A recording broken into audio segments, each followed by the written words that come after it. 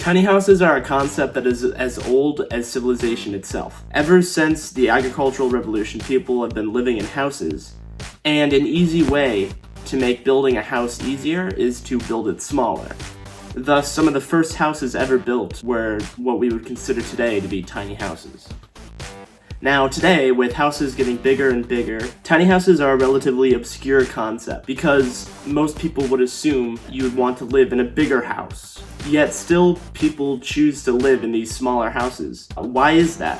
So my ARP goes over what a tiny house is, why people choose to live in them, why they're beneficial, what are some of the downsides of living in a tiny house, how they can be implemented to help people and for what reasons, and how one can be constructed that is environmentally sustainable and fiscally efficient without sacrificing quality. So I hope you enjoy. First of all, what is a tiny house? According to the International Residential Building Code, a tiny house is anything that's under 400 square feet, any dwelling around that size. But what really is a tiny house? What sets it different from an RV or a mobile home? Generally speaking, a tiny house is something that's more permanent than an RV. You're not traveling from place to place. However, what sets a tiny house apart from a mobile home is that mobile homes tend to be a lot larger and they also are moved around a lot less often. When you buy a mobile home, you transport it to the location it will be and then you don't move it at all. Mobile homes are usually around 10 feet wide, so they aren't street legal, but you can still drive them on the road if you have the special permits. Whereas a tiny house will typically be around 8.5 feet wide, which is street legal without any special permits required. And generally speaking, there's not much of a difference between a tiny house and a mobile home, other than the fact that a mobile home is a mass-produced, prefabricated home where tiny houses tend to be a lot more custom built. However, tiny houses don't necessarily have to be built on a trailer. Tiny houses built on a trailer are considered to be tiny houses on wheels, but many tiny houses happen to be on foundations, or they happen to be even on a pontoon boat as a houseboat or something like that.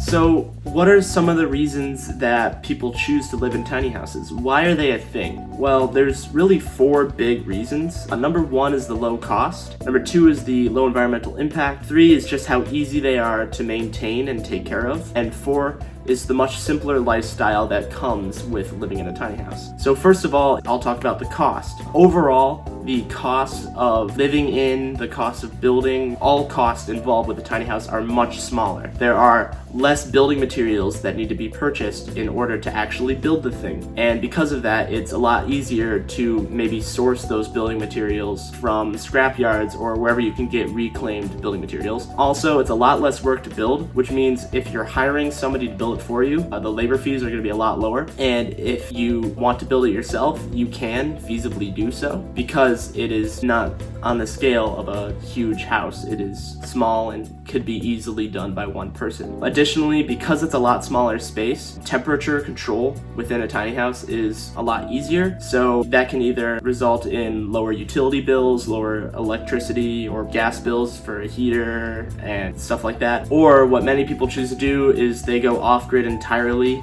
and that can also feasibly be done in a tiny house because there is a lot less energy being drawn, so solar panels on the roof might be enough to power the entire house. Second of all is the environmental impact of a tiny house. Like I said earlier, the energy use is significantly lower in a tiny house, which means if you're getting your energy from the grid, that's less fossil fuels that need to be burned. If you're using propane or wood stove to heat the place, that's also less fuel that needs to be burnt and put in the environment. Also, because of the decreased energy use, and like I said earlier, it's pretty feasible to go off-grid with a tiny house, you could source all of your energy from sustainable sources with solar panels, windmills, etc. And a lot less energy needs to be sourced from non-sustainable places. Additionally, like I said earlier, because there are less construction materials, you could use reclaimed materials to build your entire house, salvaging materials that would otherwise be used to fill up a landfill or just be thrown aside and discarded. And finally, there's a lot lower impact on the surroundings. Less space needs to be cleared, less trees need to be cut down, less runoff needs to be diverted to put a foundation for this thing if that's the way you're going. going. Or if it's on a trailer, there is basically no site prep that needs to be done, and the environment around the house is significantly less affected by the existence of a house in the area.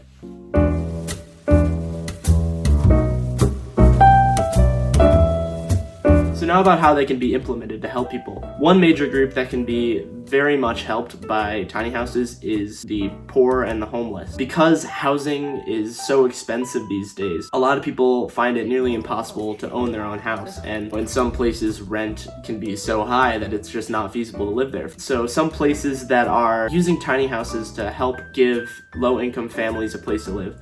One is the Cass Community Center in Detroit. Cass Community Center has been building not necessarily tiny houses, but definitely smaller houses on their property to rent out to lower income families, and they do a rent to own system where after however many years of renting the house, this family can end up owning their own home. Another tiny house community that is helping this time the homeless is that of Dignity Village, just outside of Portland, Oregon. It is a community of 60 homeless people, and it's a very tight-knit group of people. They build their own houses, tiny houses, and they run their own businesses to bring money to the community, and it really helps homeless people in the area get their life back on track.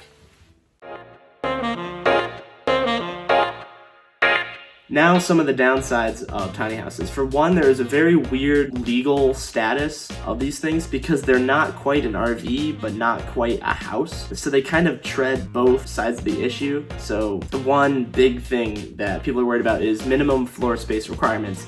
Because tiny houses are so small, they, in many municipalities, do not meet the minimum floor space requirements of new construction. If you don't know what that is, basically city zoning codes define a minimum square footage that newly constructed houses have to comply with. Otherwise, they will not be approved by the city and they will not be able to be constructed within that municipality. Because tiny houses are so small, very often they don't meet these minimum floor space requirements. That's just one of the really weird zoning complications that come with a tiny house that needs to be worked out. The way that people get around this is they have their tiny houses classified as an RV. If they are built on a trailer and they fit within that 8.5 foot wide limit, they can have their tiny house considered to be an RV, and therefore they do not have to comply with building codes and zoning codes. However, the downside with that is that many cities as well, they have a law that stipulates how long you can live in an RV. Another weird complication with tiny houses and laws is search warrants. There is a court case that determined that an RV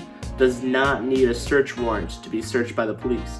However, a house obviously does need a court-ordered search warrant, so some people wonder, does a tiny house require a warrant or does it not require a warrant? Nobody has really found this out yet. There are simply not enough cases out there to really determine for certain, but that is one thing that some people may worry about. Additionally, because of all of these downsides, a lot of people who live in tiny houses kind of have to fly under the radar. They can't really let local zoning commissions know that their tiny house is there, etc., because from a zoning standpoint, they are illegal. So that is one definitely large downside to living in a tiny house, and is also one of the big reasons why many people who live in tiny houses happen to live in more rural communities where the laws are either not that developed or there is less of a likelihood to be caught breaking zoning codes.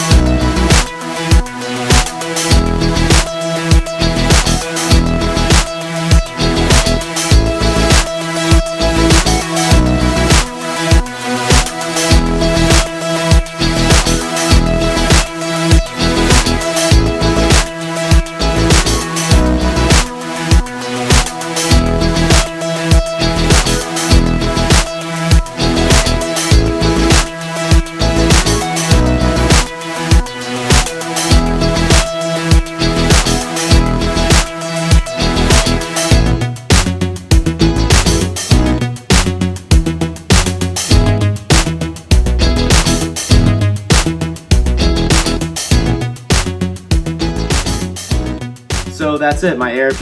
How to design a tiny house to maximize sustainability and fiscal efficiency without sacrificing quality.